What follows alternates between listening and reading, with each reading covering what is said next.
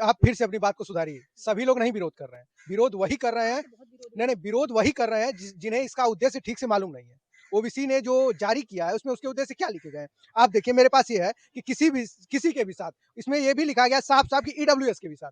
अगर किसी भी तरह के भेदभाव होते हैं ओबीसी, एससी, एसटी, दिव्यांग, ईडब्ल्यूएस के साथ किसी भी तरह के भेदभाव होते हैं, तो उनके साथ भेदभाव का उन्मूलन किया जाएगा। तो इसमें इससे किसको दिक्कत हो रही है? इससे तो उन्हीं नहीं, को नहीं, देखिए उनका कहना था कि अगर उन्होंने गलत आरोप लगा दिया तो? गलत इतने दिनों से एससी, एसटी एक्ट है इसका क्यों नहीं दुरुपयोग हो रहा है?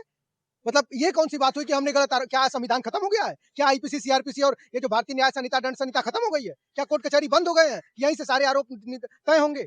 ये सरासर गलत है। यूजीसी ने बड़ा अच्छा फैसला किया है और माननीय सर्वोच्च न्यायालय के आदेशानुसार, उसके निर्देशानुसार अगर ऐसा हुआ है, तो हमारे देश के सर्वोच्च न्यायालय ने कुछ सोच समझ के ही करा होगा। चूँकि आप जानती हैं कि यूजीसी ने जो अपनी रिपोर्ट प्रस्तुत करी थी, 5 सालों में भेदभाव के मामले 118% बढ़ गए हैं। तो आखिर ये क्यों है? भेदभाव कैसे खत्म होगा? हमारे यानी आज भी भेदभाव हो रहा है। भेदभाव कैसे नहीं हो रहा है? देश के 45 केंद्रीय विश्वविद्यालयों में केवल 4% लोग ओबीसी के हैं। क्या ये भेदभाव नहीं है? हमारे लोगों को एनएफएस कर दिया जाता है, नॉट फाउंड सूटेबल। क्या हमारे लोग पढ़ने वाले नहीं होते हैं? ये सरासर अन्याय होता है जो सदियों से हम झेलते आए हैं। अगर ये सुप्रीम कोर्ट के आदेशानुसार, निर्देशानुसार यूजीसी ने अगर करा है, तो ये बिल्कुल सही करा है और इससे एक मिसाल स्थापित होगी कि समाज के सभी लोग एक समानता के रूप में अपनी बात को रखेंगे।